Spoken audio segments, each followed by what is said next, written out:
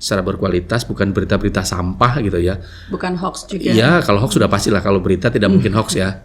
Kalau informasi bisa hoax ya. Okay. Karena kaitannya dengan pers. Kalau pers saya jamin tidak ada hoax ya. Kalau hoax itu media sosial.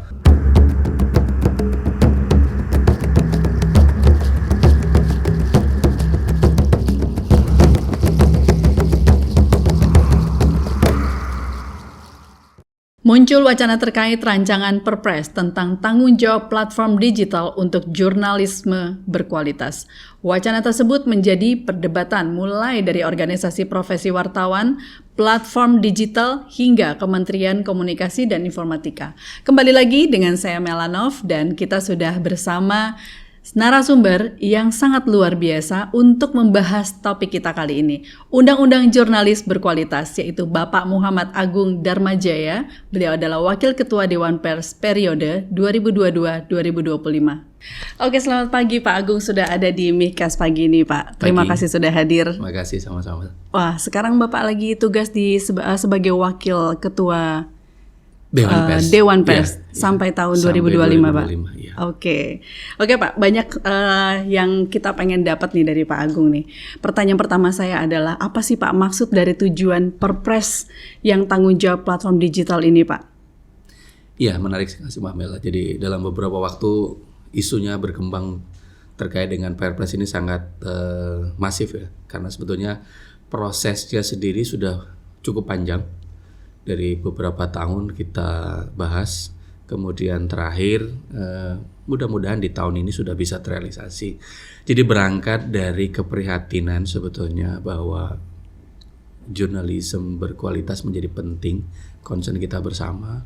Sementara hari ini gitu kan muncul banyak juga berita yang berdasarkan algoritma gitu kan, yang sebetulnya potensi pelanggaran terhadap kualitas jurnalismenya bermasalah.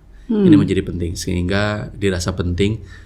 Itu salah satu diantaranya. Yang kedua juga terkait dengan pembagian kue.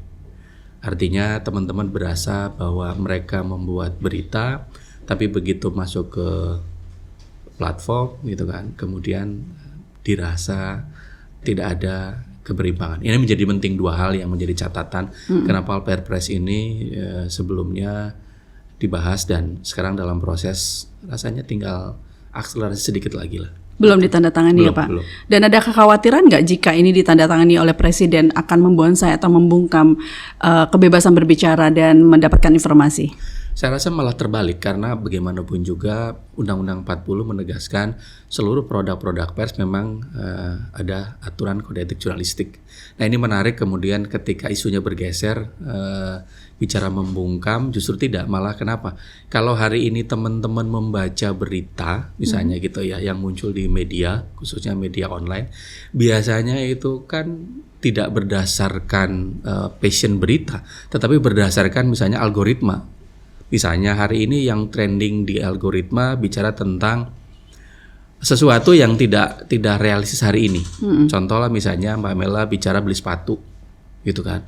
Semua orang membuat berita yang kaitannya Mbak Mela urusannya beli sepatu, yang notabene sebetulnya masyarakat luas tidak punya kepentingan juga untuk mendapatkan berita itu. Berita yang lain yang misalnya ada terkait dengan pemerintahan, sosial, budaya malah tidak muncul. Jadi sebetulnya kita harus realistis juga bahwa berita yang muncul harusnya memang sesuai dengan kebutuhan publik, bukan kebutuhan mesin pencari algoritma tadi. Nah ini menjadi penting. Sekali lagi fakta itu yang terjadi hari ini. Menarik nih kalau kita bicara tentang algoritma ya Pak ya. Bisa dijelaskan nggak sih Pak, algoritma itu apa sih sebenarnya? Iya, ini menarik. Algoritma sebenarnya kan satu sistem ya, di mana sistem itu bisa membaca, bisa melihat kalau hari ini orang masuk ke platform, apa yang dicari. Tentunya tiap orang beragam apa yang dicari dari sumber yang dimaksud. Mbak Mela bicara tentang passion, yang lain mungkin bicara tentang makanan, yang lain bicara politik. Nah, di ranking lah mana yang paling banyak muncul kebutuhan orang yang membaca, yang notabene sekali lagi belum tentu itu dibutuhkan oleh masyarakat luas. Nah kemudian karena yang passion itu misalnya tadi saya kembali lagi misalnya Mbak Mela tentang passion, gitu kan, maka seluruh urusannya yang passion itu diutamakan, yang sebetulnya sekali lagi masyarakat tidak butuh tentang itu. Jadi ini menarik, artinya orang membuat berita bukan berdasarkan fakta berita yang dimaksud. Nah ini karena persoalan algoritma gitu. Ini menjadi kebutuhan yang dibutuhkan sesuai dengan mesin, tapi bukan kebutuhan real yang hari ini ada. Jadi bisa jadi isu yang berkembang hari ini tentang beras yang mahal tidak muncul di berita karena di mesin pencari di algoritma itu tidak passion. Jadi bagaimana kita tahu algoritma dari sistem ini, Pak? Ya karena tadi sistem yang membaca, sistem yang membuat gitu kan. Semua, jadi kalau hari ini Mbak Mela baca apa, menit keberapa, sistem bisa melihat. Gitu kan. Si A, si B membaca apa, melihat apa, saya bisa lihat. Nah dari akumulasi itu aku melihat. Oh, jadi ini dari market ya? Iya, marketnya mau sehingga menarik, tadi karena mereka baca apa? Yang sekali lagi jadi persoalan misalnya realistis berita hari ini tentang beras, tentang persoalan politik, persoalan apa belum tentu muncul. Atau mungkin muncul berita tentang politik, tapi hari ini barangkali lebih cenderung misalnya dengan membahas Pak Prabowo misalnya berjoget. Semua orang yang urusannya berjoget dikaitkan dengan Pak Prabowo pasti akan muncul. Semua yang urusannya dengan joget siapapun yang dimaksudkan pasti muncul. Tapi tidak bicara realistis pemberitaannya. Ini menarik dan itu menjadi keresahan kita bersama. Sehingga teman-teman tidak kreatif, teman-teman tidak bicara berdasarkan fakta, membuat berita. Ya pokoknya hanya itu aja. Duduk di meja, bicara tentang hal yang sama. Karena itu yang muncul. Kalau Mbak Mela bicara tentang tadi bicara beras, orang nggak muncul tuh, orang nggak ada yang baca. Jadi market yang menilai ya, market yang mencari dan apa yang ada di dalam sistem tersebut. Ya, itu yang menjadi kekhawatiran kita bersama karena tadi masyarakat tidak punya pilihan untuk mendapatkan informasi karena sistem sudah bicara itu. Gitu. Jadi mau tidak mau kita meminta bahwa boleh nggak sih gitu kan? Mesinnya kita rubah gitu kan untuk berdasarkan kebutuhan. Tapi kan bilang lagi Pak nggak bisa. Mesin itu memang sudah acak gitu kan. Karena hari ini bukan hari ini maka hitungan menit, hitungan detik bisa jadi berubah. Menit ini saya bilang bahwa yang banyak baca lalu tentang fashion. Maka semua orang berbondong-bondong membuat berita tentang fashion. Tapi di menit berikutnya bisa jadi berubah sehingga jadi berubah. Yang sekali lagi korelasinya barangkali tidak ada. Tapi dipaksakan dengan apa yang muncul yang passion. Karena kalau muncul berita di luar yang passion tadi, pasti nggak terbaca, nggak terbaca gitu. Iya. Kadang-kadang membingungkan. Kadang-kadang kita melihat sosial media kok cuma posting gini aja bisa viral ya Pak. Karena itu algoritma. Iya. Karena kalau algoritmanya itu lagi passion gitu kan, maka semua orang menulis itu pasti ya untuk medianya juga dapat viewer banyak kan. Kalau dia bilang enggak saya nggak mau ngambil yang itu, ambil yang lain, sudah pasti tidak dapat viewer, tidak dapat pembaca yang banyak. Oke. Ini menjadi persoalan. Kita kembali ke Perpres ya Pak ya. Di Perpres ini kan disinggung kewajiban platform digital global seperti Google, Meta untuk memberikan kontribusi ekonomi kepada media lokal dan nasional atas konten berita yang mereka distribusikan. Nah, bagaimana jika Google menolak Pak? Kemudian menghentikan beragam layanan di Indonesia. Iya, rasanya kita tidak bisa berandai-andai lah ya. Tapi sekali lagi kita melihat bahwa Indonesia punya potensi yang besar kaitan dengan market untuk media. Ini menjadi potensi yang mau tidak mau itu menjadi catatan juga.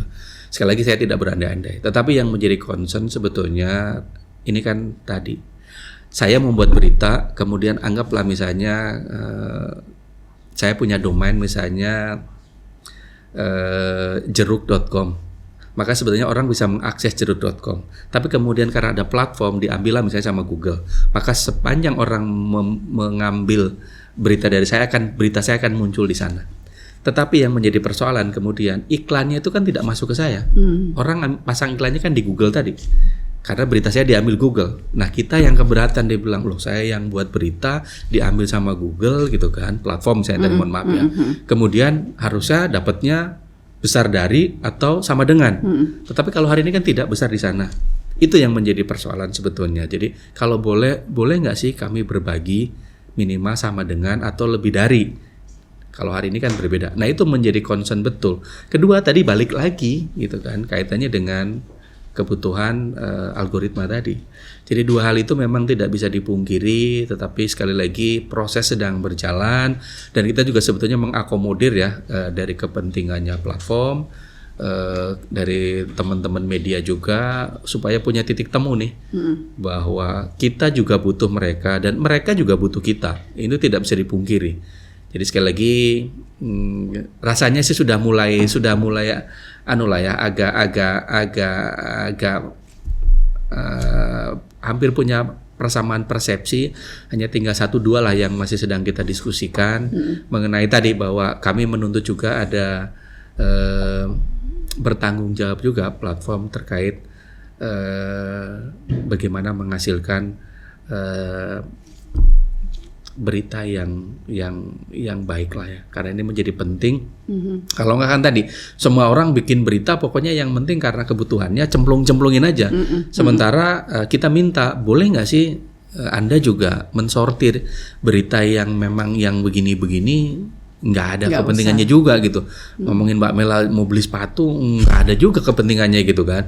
Mbak Mela ke pasar nggak ada kepentingannya, tapi ada berita yang sebetulnya penting malah tidak. Nggak dipublikasikan. Sebetulnya itu saja. Jadi mudah-mudahan sekali lagi masih bisa duduk bersama, modelnya seperti apa gitu kan, dan ada badan yang memang atau ada komite yang sedang dibuat juga yang dalam usulan Perpres itu yang nantinya memfasilitasi terutama tadi urusan duitnya nih. Mbak Mela bilang bahwa saya buat berita, Anda ambil berita saya, boleh nggak sih misalnya tadi separuh-separuh. Silakan duduk berdua. Kalau nggak selesai juga, Mbak Mela boleh undang kami gitu kan, komite. Nih Pak, gimana nih? Nah kita bilang, Anda maunya bagaimana? Ini bagaimana? Titik temu. Tapi ketika kemudian kita bertiga nggak ketemu, kemudian juga mengambil misalnya, Pak, saya mau menyelesaikan sengketanya kaitannya usaha ya, ke KPPU atau yang lain, ya monggo-monggo aja. Sebetulnya hanya itu yang sederhana, bahwa yang membuat berita merasa punya juga hak untuk mendapatkan dari apa yang hari ini ada. Cuma yang jadi persoalan ini kan bisa bargainingnya tentunya media-media besar, media-media yang nun jauh di sana, karena ini kesulitan juga. Jadi ini yang masih kita bicarakan. Mudah-mudahan dalam waktu dekat ini bukan persoalan menang kalah, tapi persoalan bagaimana mengatur ekosistem dapat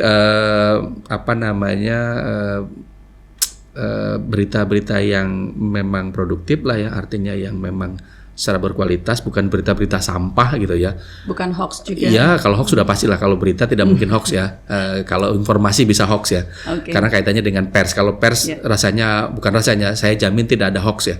Kalau hoax itu media sosial, karena begitu ada orang, institusi atau lembaga yang dirugikan dengan sebuah berita, maka tentunya bisa melakukan upaya menyampaikan hak jawab. Jadi kembali ke tadi Mbak, harapannya teman-teman jurnalis tetap menghasilkan berita-berita yang berkualitas, tetapi juga dari sisi perimbangan pendapatan ekonominya juga bisa sepadan. Di samping tadi juga mengeliminir berita-berita yang clickbait lah, yang tidak potensi, yang muncul atas kepentingan pribadi ya Pak. Iya.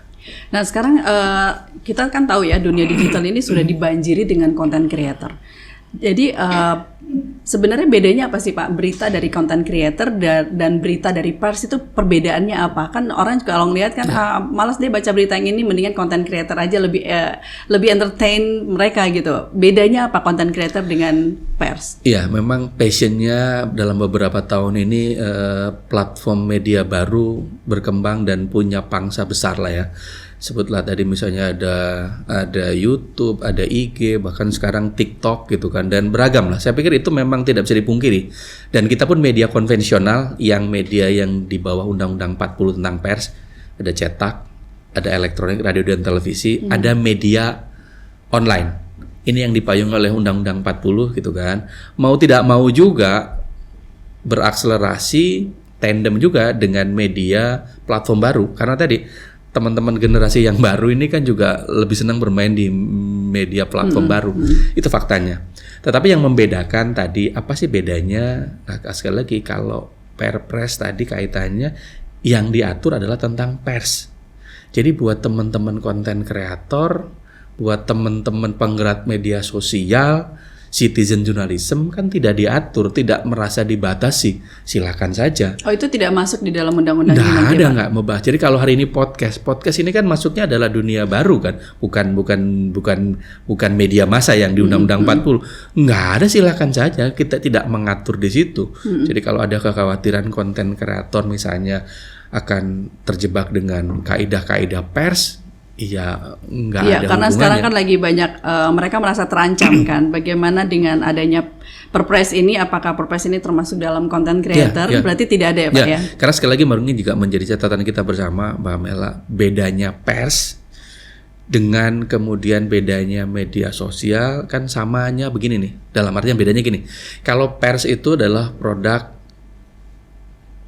jurnalistik di mana prosesnya adalah ketika teman-teman jurnalis mendapatkan informasi, bisa melihat langsung, bisa mendapat dari sumber yang lain, maka sekali lagi yang namanya berita, yang namanya proses jurnalistik, teman-teman harus melakukan klarifikasi dan identifikasi. Gitu kan? Setelah diklarifikasi, diinvestigasi, diidentifikasi, maka jadilah sebuah berita selalu melalui proses newsroom. Tetapi ketika teman-teman konten kreator kan boleh-boleh saja, gitu kan? Apakah dia mengikuti kode etik? Belum tentu juga, gitu kan? Hari ini bicara tadi saya sampaikan misalnya di Bandung ada tsunami, ya itu kan boleh-boleh saja. Tetapi itu bukan sebuah berita, itu informasi, bisa salah, bisa benar. Kalau saya boleh strike, informasi bisa salah, bahkan boleh bilang 100% bisa salah. Tapi kalau berita tidak bisa salah. Kalaupun dianggap salah, medianya bisa melakukan censorship, dalam artian melakukan hak koreksi, tetapi ketika juga ada yang merasa keberatan, individu, lembaga, atau institusi bisa menyampaikan hak jawab. Jadi ini sesuatu yang berbeda dan tidak ada kaitannya. Jangan khawatir teman-teman konten kreator, silakan melakukan aktivitas, melakukan banyak kreasi. Yang penting saya mengingatkan juga, memang ada batasan terkait potensi hukum juga kalau ada yang merasa dirugikan. Cenderungannya adalah Undang-Undang ITE. Rasanya teman-teman penggerak media sosial kan juga tidak punya badan hukum, gitu kan? Kalau undang-undang tentang pers ada badan hukumnya. Ada badan hukum. Ya, jadi ini membedakan sesuatu yang ada undang-undang untuk. Saya belum tahu ke depannya seperti apa. Artinya mereka mau nggak? Kalau mereka mau sederhananya gampang, mereka berbadan hukum. Kedua, ya mereka harus melakukan pola-pola kerja-kerja sesuai dengan kode etik jurnalistik, bahwa ketika menyampaikan sesuatu tidak katanya, tidak rasanya, tidak sepertinya, cover both side, gitu kan. Dan sekali lagi punya kaidah jurnalistiknya. Ini menjadi penting. Jadi kalau dalam beberapa kesempatan saya juga ditanya, Pak, kami merasa terintimidasi dengan lahirnya Perpres kalau nanti ditandatangani. Sekali lagi sesuatu yang berbeda, kita tidak atur. Tapi kalau mereka mau menjadi bagian dari pers, ya tentunya harus punya payung hukum. Pak, ini ada satu pertanyaan tambahan nih dari audiens, Pak. Pertanyaannya adalah, apakah bisa ikut masuk dalam undang-undang jurnalis berkualitas? YouTuber dan content creator, apakah bisa ikut masuk dalam undang-undang jurnalis berkualitas? Itu teknisnya seperti apa dan apa saja yang harus dilakukan, Pak? Iya, menarik. Sekali lagi tadi dunia hari ini tentang platform media berkembang. Teman-teman yang konvensional, teman-teman yang di bawah Undang-Undang 40 tadi yang konvensional saya sebut tadi kan ada cetak, ada elektronik, ada media online. Mereka pun kemudian merambah gitu kan kepanjangannya menggunakan platform media baru karena mereka melihat juga ceruknya ada di situ. Terutama teman-teman muda. Teman-teman hari ini kan rasanya baca berita, cari sesuatu, pegangannya gadget. Itu dunia baru, mau YouTube atau segala macam. Sehingga Dewan Pers memfasilitasi boleh media konvensional punya platform media baru tersebut sepanjang media platform tersebut didaftarkan dengan media konvensionalnya, yang pertama. Yang kedua, disebutkan siapa adminnya. Itu yang pertama. Nah, sekarang yang terbalik kedua adalah bagaimana teman-teman konten kreator, gitu kan, teman-teman penggerak media sosial pengen juga, gitu kan, masuk menjadi bagian dari media konvensional. Sekali lagi, undang-undang menyebutkan bahwa sebuah perusahaan pers yang pertama adalah berbadan hukum. Maka tentunya ketika hari ini bicara podcast, saya nggak tahu. Rasanya ini kan media sosial, maka tentunya tidak punya badan hukum. Tidak bisa dikategorikan ini adalah media massa, media konvensional. Apa yang harus dilakukan? Boleh nggak Pak saya sebagai media? Boleh. Apa? Pertama berbadan hukum. Maka silakan berbadan hukum. Yang kedua tentunya tadi tunduk taat dengan kode etik jurnalistik. Salah satu diantaranya tadi lah, ketika membuat berita, membuat pemberitaan, tidak katanya, tidak rasanya, tidak sepertinya. Kedua tadi cover both side gitu kan. Dan banyaklah aturan yang menyebutkan terkait dengan hal itu. Nah, sepanjang itu dipenuhi, maka tentunya itu menjadi bagian dari kerja-kerja jurnalistik dan dilindungi oleh Undang-Undang 40. Jadi bukan sesangat simpel, maksudnya memang aturannya demikian karena undang-undang menyebutkan sebuah perusahaan pers adalah berbadan hukum. Kalau hari ini teman-teman tadi orang pakai YouTube, pakai IG, pakai macam-macam. Ketika ada persoalan hukum, ada orang yang merasa dirugikan, kan digugat orangnya. Tapi platformnya kan tidak bisa digugat karena dia tidak punya badan hukum. Iya. Gitu kan? Hanya Yang dirugikan adalah yang bersangkutan. Iya. Tapi kan balik lagi, ketika diuntungkan, dua-duanya kan diuntungkan. Tapi ketika salah satunya ada yang mengadu, maka platformnya aman.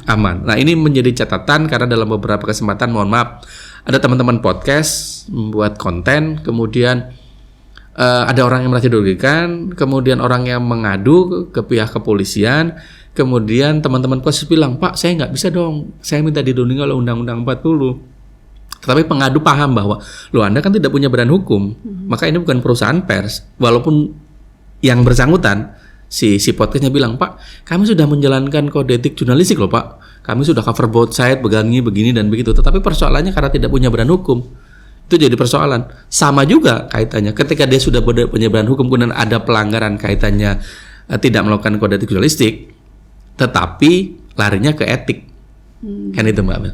Jadi ini menarik ketika teman-teman konten kreator, penggerak media sosial mau bernaung di pers, maka tadi mesti berbadan hukum dan tunduk patuh dengan kode etik jurnalistik. Itu sih, Pak. Oke. Ya. Sebagai closing statement nih, Pak Agung, Perpres ini kan dinilai akan melahirkan tumpang tindih wewenang. Misalnya saja seperti gagasan mengalihkan tugas pengawasan terhadap konten berita ke platform dan melalui algoritma, padahal sudah ada undang-undang Perpres di tahun 1999-nya, Pak. Bagaimana menurut Bapak nih? Jadi memang berbeda. Kalau kaitannya Undang-Undang 40 kan jelas bahwa seluruh urusan tentang kehidupan pers adanya di situ. Nah, yang menarik sekali lagi tadi kan bicara yang sangat kecil, segmen di antaranya adalah tadi sesuatu yang sudah ada, tapi kemudian muncul dua hal tadi, bicara tentang kue, gitu kan. Kedua, bagaimana mendorong juga sama-sama menjaga, gitu kan, kualitas pemberitaan yang muncul, itu kan, benar dan baik, jangan dibalik, benar dan baik. Karena kecenderungannya hari ini kan teman-teman bisa lihat lah, sesuatu produk berita yang judulnya bombastis, isinya nggak ada. Justrunya bombastis, nggak ada isinya. Cuma buat clickbait aja ya? Nyatanya. Tapi itu memang faktanya. Tapi karena tidak ada sortir, ya semua boleh bikin gitu kan. Kemudian kita juga di Dewan Pers tidak bisa kemudian menjadi censorship. Oh, ini nggak boleh. Nah, ini menjadi tanggung jawab kita bersama, mengingatkan, teman-teman media, buatlah berita sesuai dengan kaidah jurnalistik.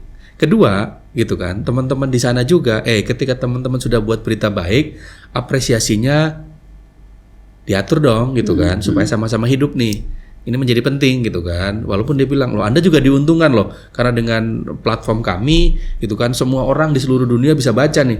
Kalau hari ini saya nggak masuk misalnya di webnya Mbak, saya nggak bisa baca berita Mbak kan, tapi kalau saya masuk di Google misalnya gitu kan, semua berita dari semua media pasti akan muncul di situ gitu kan, walaupun urutan keberapanya gitu kan. Nah itu, jadi sekali lagi kalau dibilang tumpang tindih enggak, karena justru sebetulnya kita diminta tanggung jawab bersama gitu kan. Sekali lagi apa yang sudah baik mari kita teruskan. Yang hari ini faktanya, saya nggak tahu nih. Orang bilang, waduh Pak, kalau hari ini kita baca berita kok rasanya banyak sampahnya ya gitu kan, sesuatu yang rasanya tadi lah nggak penting-penting banget gitu kan, dari judul, dari kemudian isi. Sekarang kan yang lagi passion ya tadi clickbait tadi kan. Contoh misalnya gini, beberapa hal penyebab meninggalnya Ratu Elizabeth, salah satu diantaranya ini yang penting. Begitu baca panjang, isinya yang terakhir adalah karena memang sudah azalnya. Yang nggak usah dibahas jadi berita, memang begitu adanya. Tapi itu fakta gitu kan. Nah kami punya kekhawatiran loh, yang begini kok jadi berita gitu kan. Dan kemudian diambil dan disebar ke banyak orang. Nah ini itu ada di Undang-Undang ITE nggak sih Pak? Iya, faktanya kalau sudah masuk dalam pemberitaan di Undang-Undang Pers menyebutkan seluruh kaitannya produk pers yang muncul berbadan hukum perusahaannya, maka ketika ada orang merasa dirugikan, ya tadi konsekuensinya nggak bisa ngadu ke Undang-Undang ITE, sampaikan hak jawab saya keberatan loh dengan berita yang Anda sampaikan, maka saya menyampaikan berita yang benar itu informasi adalah 1, 2, 3, 4, 5. Media harus memuat. Oke. Nah, cuman kan tidak semua orang juga kemudian aware dengan hal itu. Kadang-kadang kan begini. Dan nggak semua orang juga bisa nulis. Ya, jadi ini menjadi concern. Jadi sebetulnya rasanya pemahamannya sekali lagi saya state, ini tidak bicara menang kalah. Tapi bagaimana mengatur sesuatu yang sudah baik, kita apresiasi yang sudah baik. Gitu kan. Tetapi yang belum baik, faktanya memang masih ada. Saya sampaikan tadi contohnya, mari sama-sama kita perbaiki. Ini menjadi penting sehingga apa yang ada hari ini tentunya ada harapannya sesuatu yang baik, mari kita teruskan. Itu saja sebetulnya sederhana. Jadi dengan cerita orang yang hari ini berkembang gitu ya, saya mendengarkan, hanya barangkali teman-teman juga begitu ketemu, saya tanya, sudah baca belum Perpresnya? Belum Pak. Ya tadi diantaranya, Pak kami terganggu, kami terancam, kaitan teman-teman penggerak media sosial, terus bagaimana dengan citizen journalism? Ya silakan aja seperti biasa gitu kan. Hari ini jalanan rusak, hari ini macet gitu kan, busway ini ya monggo-monggo aja gitu kan. Tapi saya mengingatkan itu kan konsekuensinya di luar pers. Gitu kan. Yang diatur hanya teman-teman yang berkaitan dengan pers. Itu saja sih Pak. Jadi jawabannya itu ya, masih aman untuk content creator Pak. Sangat aman. Sangat aman. aman. Tidak ada kaitannya sepanjang memang pemahamannya kita bicaranya Perpres hanya mengatur itu. Mumpung di sini nih Pak, ada ini nggak, ada nasihat-nasihat, advice untuk content creator bagaimana supaya tidak terjadi informasi yang salah dan lain-lain? Ya saya barangkali tidak menggurui, tapi sekali lagi kita kadang-kadang juga mesti berpikir apa yang kita buat, apa yang kita sajikan tidak hanya untuk kepentingan, mungkin ya informasi sudah pasti, entertainnya sudah pasti lah, atau dibalik lah, karena kalau nggak catching, nggak entertain juga orang nggak passion gitu kan. Tapi saya berpikir juga dampaknya, sesuatu yang barangkali kelihatannya entertain, kelihatannya punya nilai jual, tapi dampaknya ini menjadi penting. Karena kenapa? Ada orang yang merasa terganggu gitu kan, sesuatu yang dianggap punya nilai jual, punya entertain, tapi belum tentu juga. Dan ini menjadi penting, dan teman-teman di back office-nya content creator pasti sudah pilah-pilah lah gitu kan. Ini butuh betul orang yang secure gitu kan. Karena begitu salah, ini menjadi persoalan yang bisa terjebak dengan proses hukum. Sekali lagi saya mengapresiasi teman-teman hari ini, sangat luar biasa lah teman-teman content creator ini, bahkan boleh dibilang rasanya Indonesia menjadi salah satu rujukan lah ya di Asia, mungkin di Asia Tenggara, yang cukup sangat kreatif dan potensinya besar. Ada juga yang membantu ya Pak ya? Ya. Ya, oke. Terima kasih Pak Agung. Sama-sama. Saya closing sebentar. Silakan. Terima kasih Micaster sudah selalu stay on di Micast Unggul. Saksikan terus episode-episode selanjutnya yang pastinya penuh dengan edukasi dan informasi menarik. Sampai jumpa.